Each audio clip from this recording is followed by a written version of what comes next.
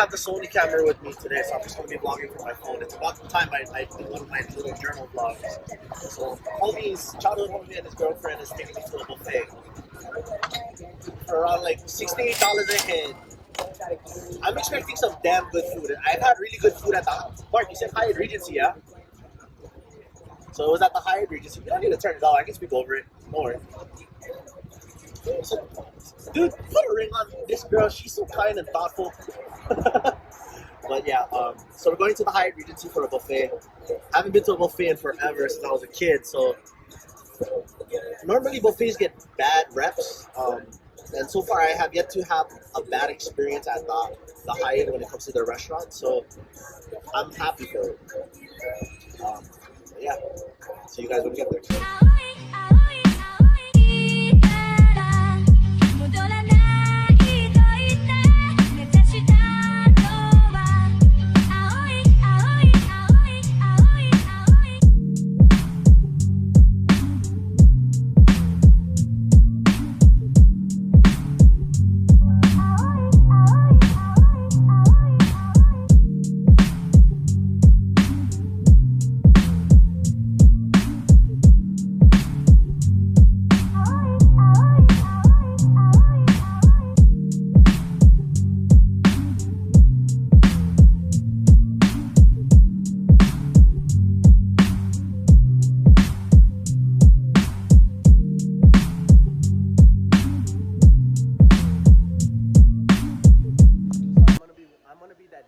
Influencer at a buffet, but the last time I was in the Hyatt, we'll go somewhere where I'm not.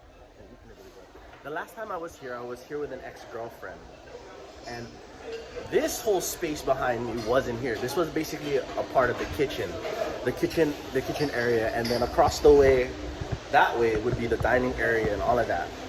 Now it's a fucking buffet, so I want to see what food they got, and I'm not gonna do the whole B-roll for everything, but you're just gonna get like B-roll of certain footage. But definitely though, my childhood homie says that station over there is where it's at, so I'm definitely gonna go there. But I want to see what they got. I'm gonna graze around for a bit. This ain't gonna be a typical vlog and mukbang, people. Let's get it, let's go.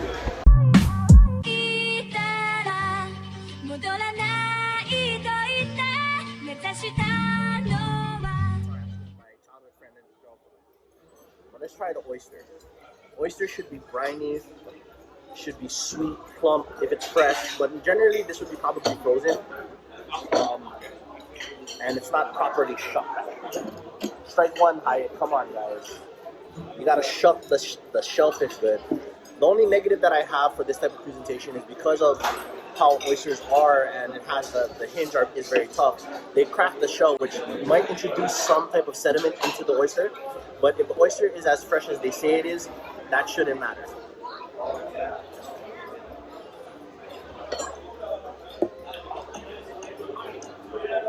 Okay, two things about that. The oysters are frozen, pre-frozen. And not that I have a problem with it. It's just that when it's not fresh, meaning it's not defrosted properly, it's very grainy, and especially the way that they shucked it, it's not as good. But overall, the sweetness of the oyster shines through, and it's perfect. Let's try another one. This one is a little bit better shucked. The only problem again that I have is the abductor muscle has not been separated from the shell, which if you don't know what the fuck you're doing when it comes to shucking oysters, you might damage the oyster as a whole. Let's get it. Super sweet, but my only down problem is that this has already been pre-frozen. Yeah. So the texture is a little bit different from a fresh oyster. But it's very delicious. It's delicious.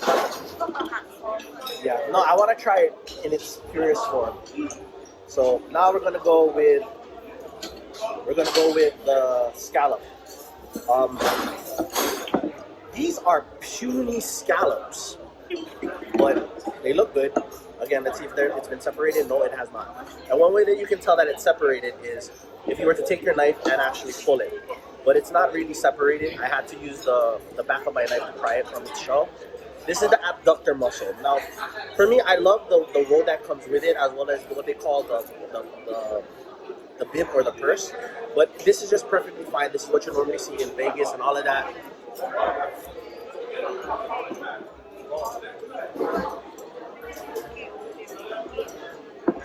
So sweet, super sweet.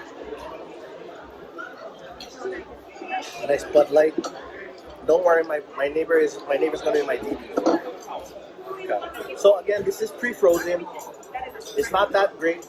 It dilutes the flavor of an oyster. When you have a fresh oyster, especially if it's live, the flesh should be very firm, similar to that of a perfectly cooked halibut, but the temperature-wise should be a little bit colder. Other than that, it's perfectly. It's actually pretty good. And what kills me is that they bury it in so much ice. It ruins the flavor. It ruins the texture. But right now, the first two oysters that I've had, stunning. So that's my only complaint, is that it's pre-frozen.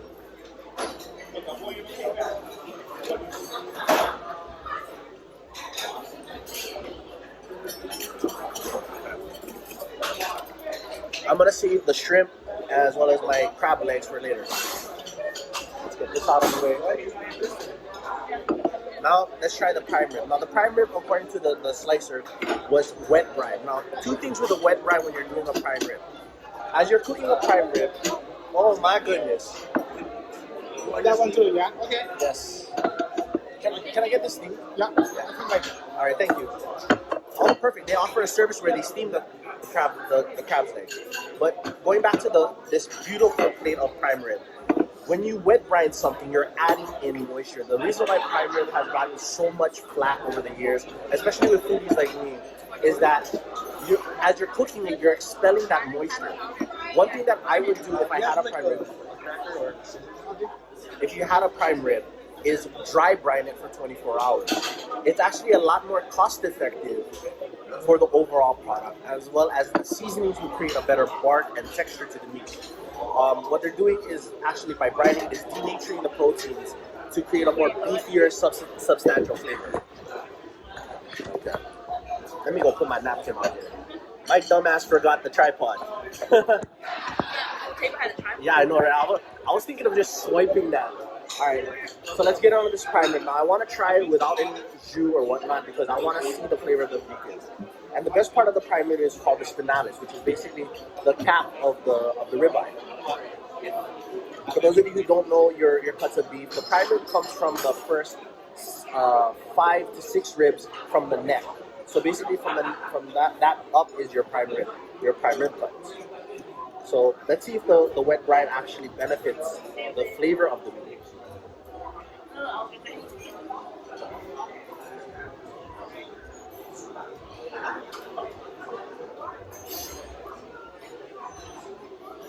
Well salted. They added cheese. They added cheese to the seasoning. Parmesan. Yeah. There's some type of cheesiness to it, but I think that's just the type of salt that they use. Thank you. That's the type of salt. Oh, perfect. Yeah, just slide it up, right? Yeah. It adds a cheesiness that's not off-putting, but when with all of the herbs like the sage, the thyme, the rosemary, that wet brine really does dilute the flavor of the beef. I mean, it's not bad. I'm not saying that the Hyatt's cooking is bad. Like I said in the intro clip, I've never had a bad food experience at the Hyatt. Even though since I was here in 2000, the last time I came was in 2010, so roughly almost a decade later, nearly a decade later, it's still pretty much the same. Texture of the meat is not buttery. When you have a prime rib cooked to medium rare, the texture should be a little bit fatty and rich. This, because they wet brined it, didn't really concentrate the beefy flavor of it all. And one way that they could do is there's a hotel in New York that does prime rib. What they do is about a 4 to 5 hour roasting session where it concentrates the flavor of the meat, and it gives you a nice pink hue. Now, if you look at the steak as a whole, there's a gradient of color that comes from roasting it flat side all the way through, rotating it every 30 minutes or so. Sorry, guys. So when it comes down to the food experience, if you're not knowing what you're looking for, generally it's not really a good eating experience. But this 8 ounce portion, less than 8 ounce portion, is perfect. But here's the rare side.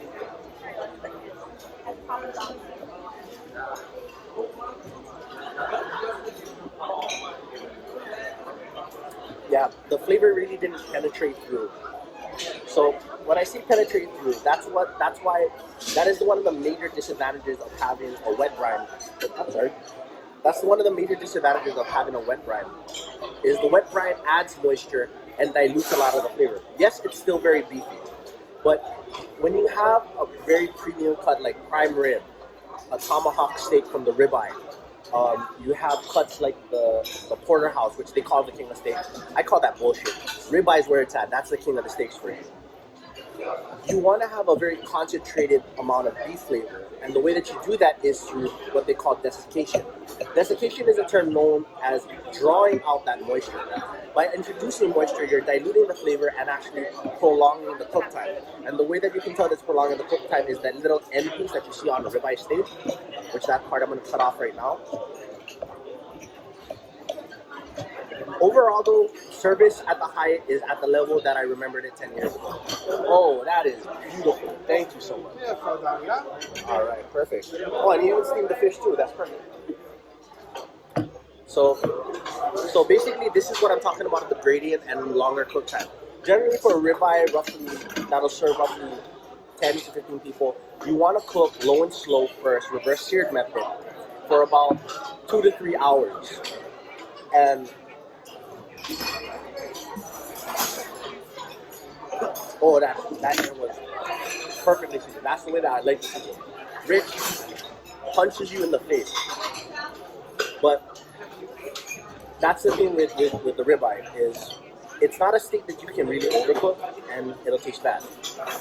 It's the way that you prepare it beforehand when you're doing it. But if I were to do this as a food reviewer, looking at overall service as well as ambience, this is perfect. This is a perfect spot to bring your family.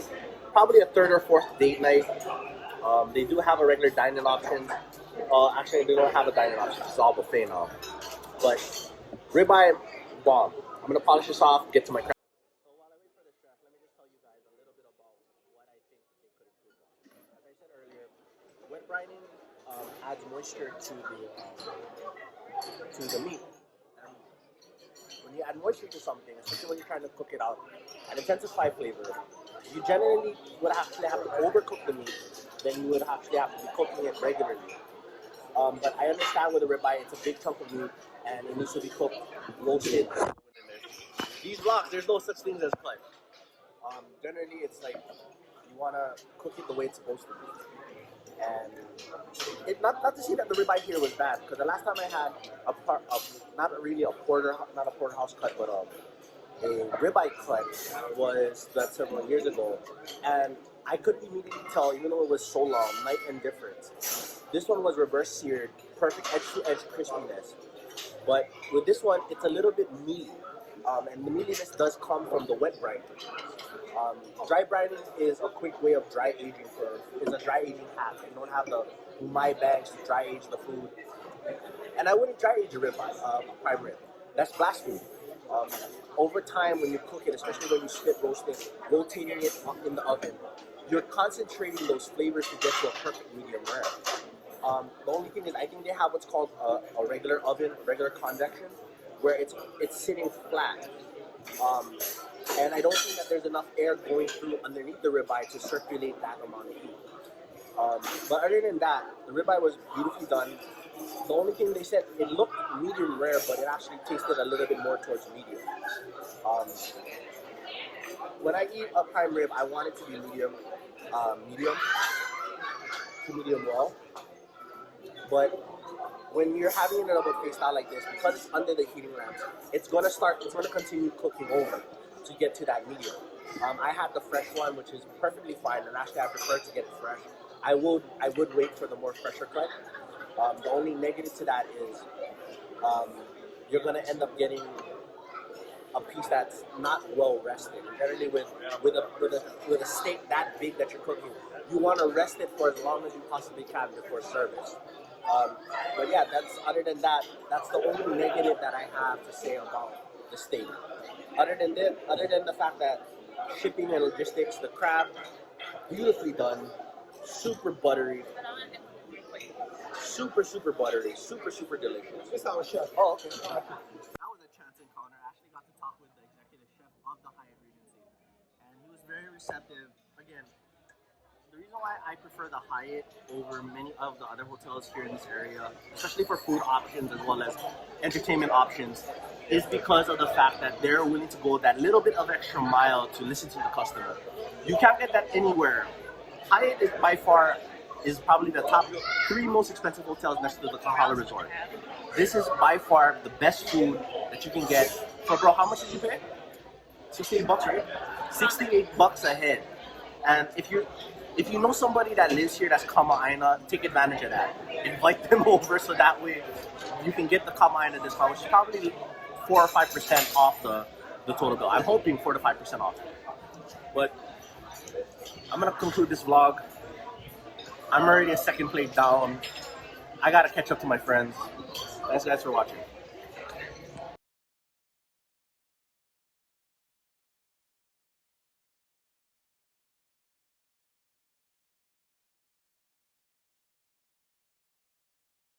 You thought my fat ass was done eating. So, I love Italian desserts. Panna cotta is one of my favorite Italian desserts. I forgot what flavor that I got, but this is like, I think, a guava. I think it's guava panna cotta. So what panna cotta is basically it's a cream jelly. Very light. Can't wait now. Yo. It's really good. And panna cotta, normally when you add like a very tart fruit like guava to it, it generally turns very grainy, but this is like velvet.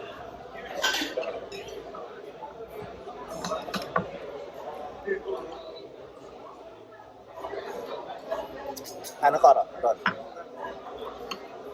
Now this is a mango coconut tapioca. Basically, for those of you who don't know what tapioca is, basically if you have boba, it's these little pearls that are suspended in coconut cream.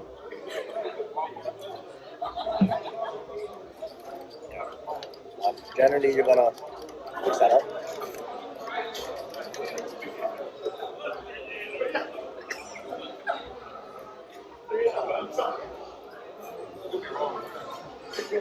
Not bad, not that great, but it's good. Only negative is I would have reduced I would have added a little bit of cornstarch to the puree, reduced it a little bit more with some more mango juice. But because most of the mangoes here are imported, not grown locally, it'll be a little bit more expensive to do so. Solid overall dish. Now, since I am Filipino, they have what they call flan. We call it in the Philippines flan as well. But there's different levels of flan that I learned. So we're gonna see where this goes. Generally what you want with a flan, especially of this texture, very velvety, very silky, and has a nice sweetness to it, but not too overpowering.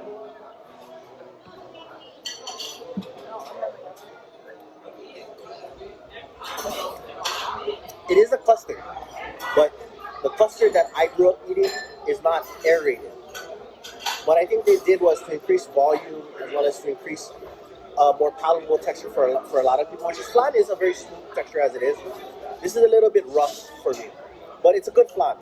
What I would recommend them doing is temper the eggs as a custard and then not steam bake it, because that's where air gets introduced, but just, not really steam bake it, or rather steam bake it so that way it's a nice and even cook.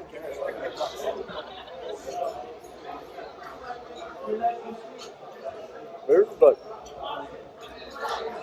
Not the best, but it's good.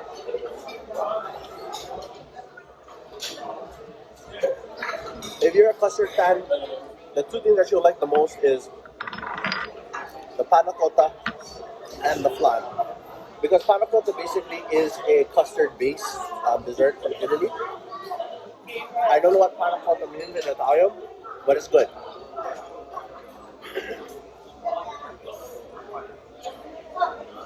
I was gonna end it after the desserts and all of that, but the night's still young. I'm still with the friends, Mark and Laura. Laura, she doesn't want to show her beautiful face. I don't know why. We got this sexy motherfucker, right?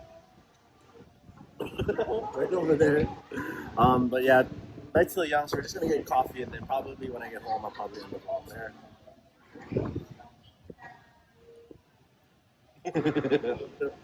Sorry, got distracted. Que rica, mami.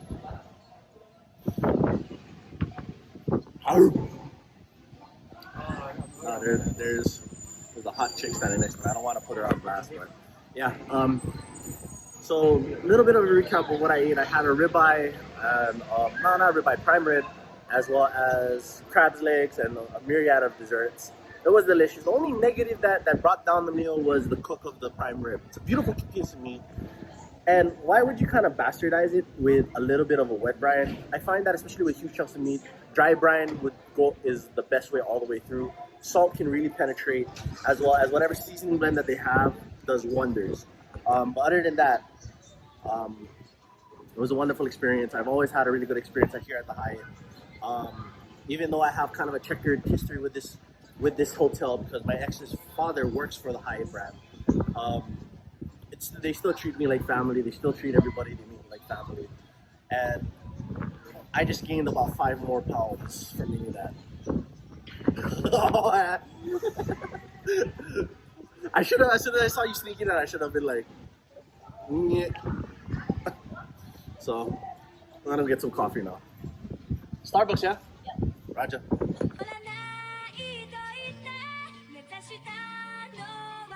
Nomad Beats.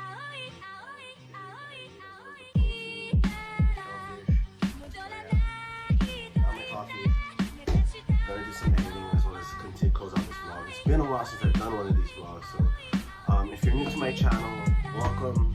If you're a continued subscriber, thank you guys for your subscription. And as always, you guys know what to do. If you like the video, give me a thumbs up, never a thumbs down. If you do, your input's well received. As well as if you want to comment, feel free to do so. My page is always open to anybody that needs an ear to be heard. If you need a DM, there should be links on my homepage on my YouTube channel where you can find my links, message me, and just say, hey, I heard that you'll be willing to lend an ear to a situation. And that's what I want to build my channel for. I don't want to just build my channel to become YouTube famous and all of that. I want to build my channel to be like a channel where people can come, talk, and share their ideas. So long as it's not political and it doesn't